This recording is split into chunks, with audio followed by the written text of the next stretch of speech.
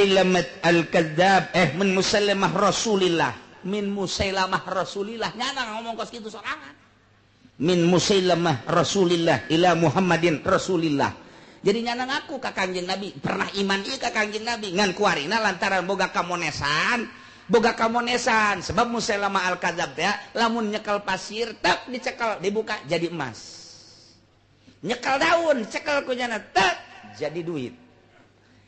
Kemudian jelema asal aya naon-naon ditebak ku nya made jero hatena anu sujud di hareupeun. Lamun aya jelema sujud ka Gusti abdi mah ieu teh hayang merubah hirup kunaon emang usaha abdi geus anu waduh ieu teh usaha kula mah majes coba tolong tuduhkeun maneh kuduna usaha anu moal kebel deui sugih dilaksanakeun bener.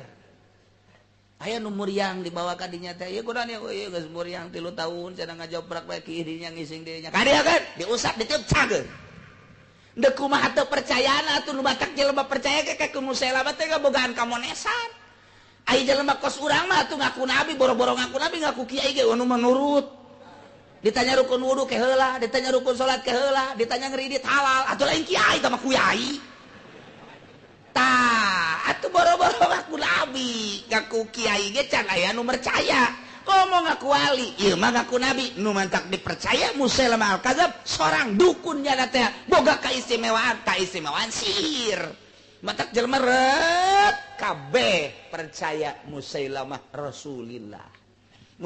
Rasulillah kanu leutik deudeuh kanu gede ngahormat mun aya kesulitan dipecahkeun ku manehanana mun aya naon-naon diusapan ku manehanana jelema teh asa diangkat asa dijunjung nu mantak deudeuh pisan diakulah Musailamah adalah sebagai Rasulillah eta teh kalangan masyarakat kabeh ngarasulkeun ka Musailamah setelah Musailamah ngaku diangkat jadi rasul dirina ngangkut diangkat jadi rasul Allah eta teh boga kaistimewaan sihirnya mantak nulis nyuratan ka Kangjeng Nabi suratna kieu min Musailamah Rasulillah ila Muhammadin Rasulillah amma ba'du fa innal arda nisfuha li wa nisfuha laka di surat-suratna kos kitu tah artina surat ini dari Musailamah utusan Allah kepada Muhammad sebagai utusan Allah pula amma ba'du sesungguhnya tanah ini adalah sebagian untuk kekuasaan saya dan sebagian untuk kekuasaan kamu wahai Muhammad wassalam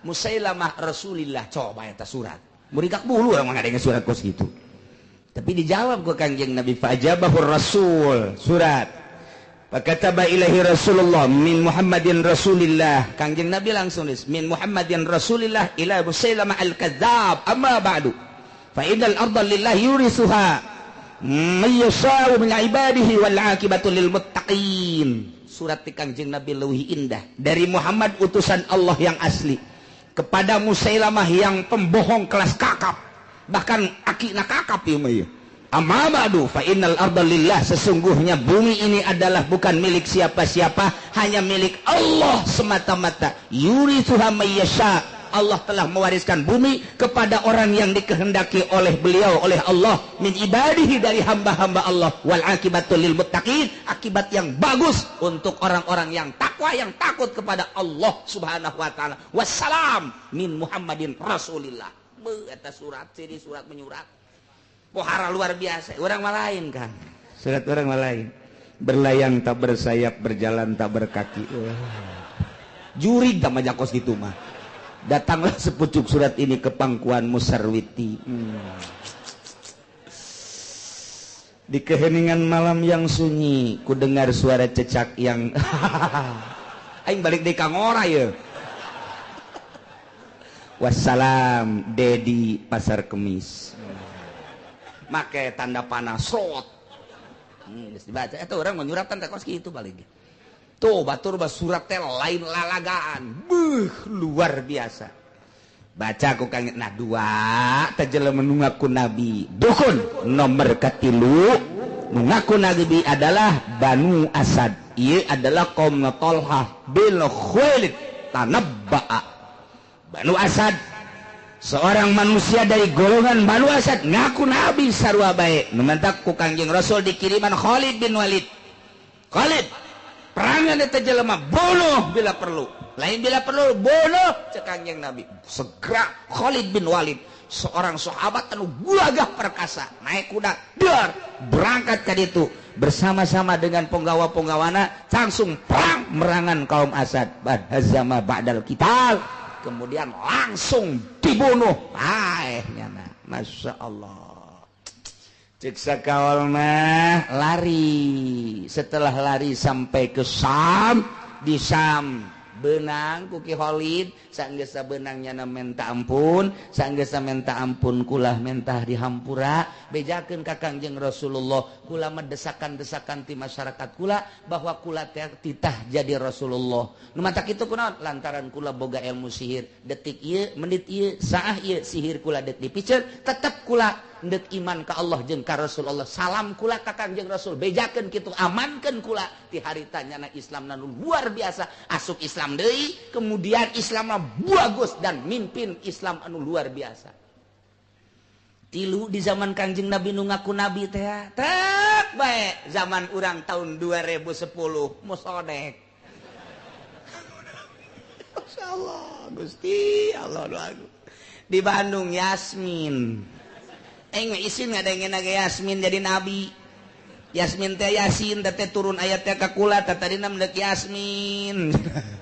Eta kula jelema ondo tapi eta modelna aya bae pengikutna model. Meureun nu mantak aya pengikutna pasti aya kamonesanana. Setelah kula ngobrol di Garut boga kaistimewaan naon eta? Sarua tadi boga sihir, batu dicekel jadi emas, batu dicekel jadi perak. Ketika manehna ditewak cek teu aya, jauh aya di ditu. Endeu kumaha atuh ta eta sihir teh bisa kos kitu. Kitulah mayyar tadamingkum andiri ulah kaget Muhammad.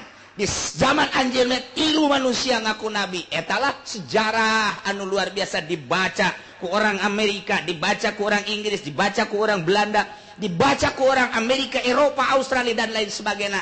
Kangjeng Nabi anu mutlak kebenaranana aya bae tandingan-tandinganana. Mata kula kaget di urang ge sarua bae. Aya bae negara nu lempeng tandinganana aya deui.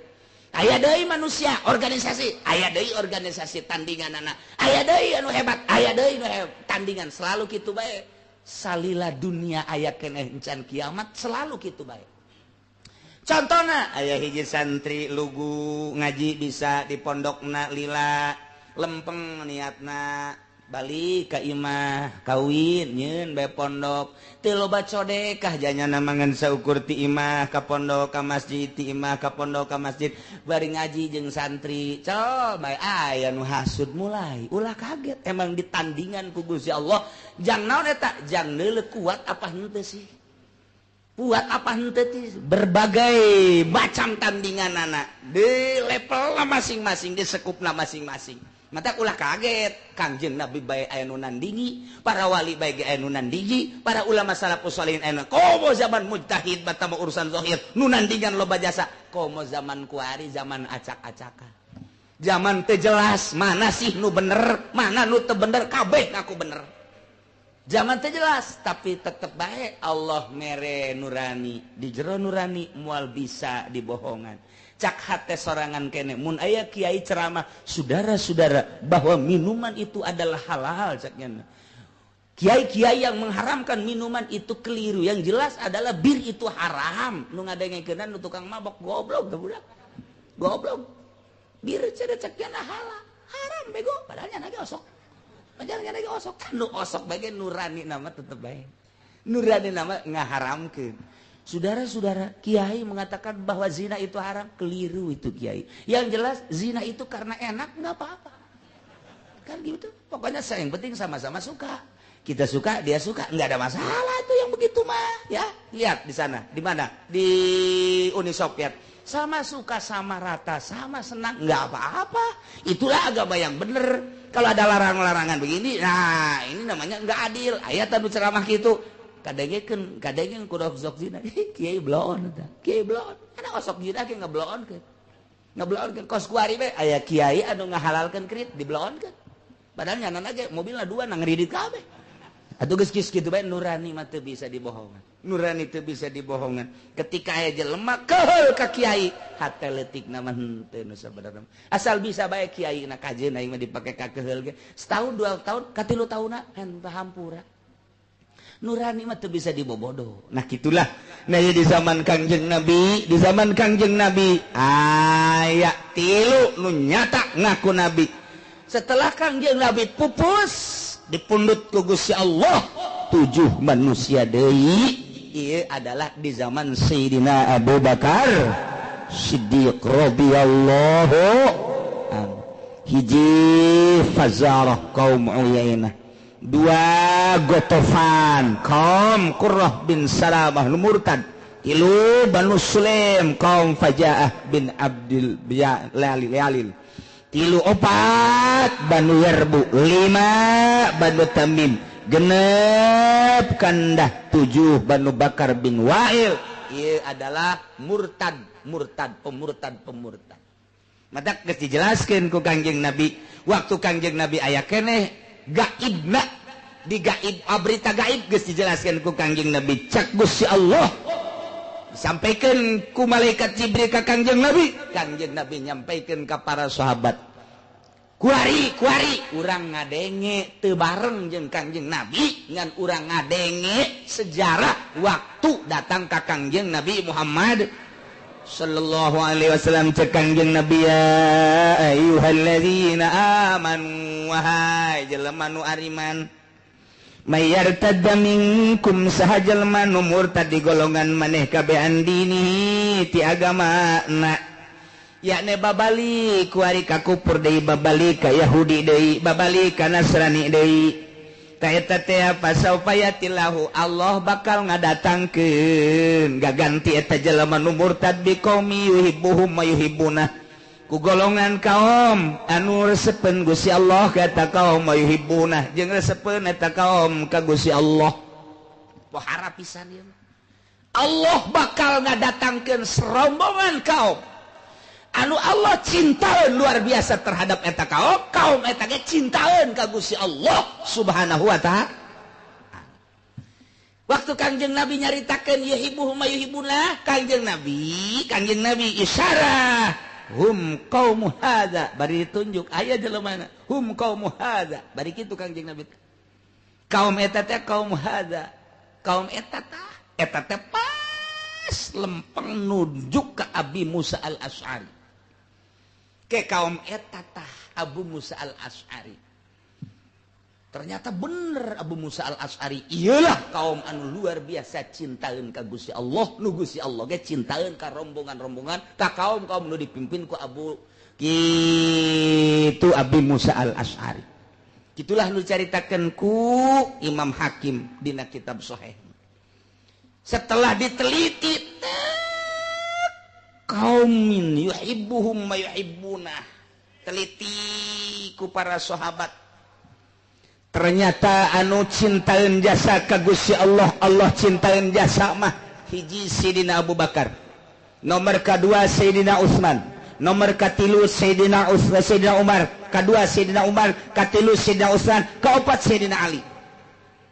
Tinu opat surtil deui, pes deui. Ternyata nu paling cintaeun ka Allah, Allah cintaeun teh 2, hiji Sayyidina Abu Bakar Siddiq, nomor kedua Sayyidina Ali karramallahu wajah. 2 tah supaya asup ka yuhibbuhum wa yuhibbuna.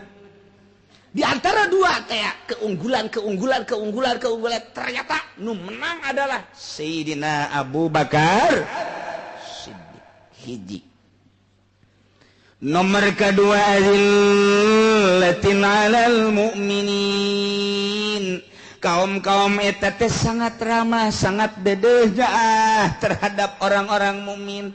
Kanu sahandapeun dedeh jeung nyaah, kanu susah nyana ngabantu luar biasa dikorbankeun hartana, kanu pakir kanu miskin ka yatim piatu jeung ka jelema-jelema anu lemah teh nyana azillatin 'alal mu'min, tawadu DPDP dedeh jeung nyaah, bea ka dedeh jeung ka nyaah teh mun ku urang dipandang teh nyana.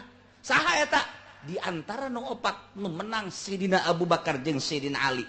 Ternyata dinu 2 teh nu menang Sayyidina Abu Bakar deui bae.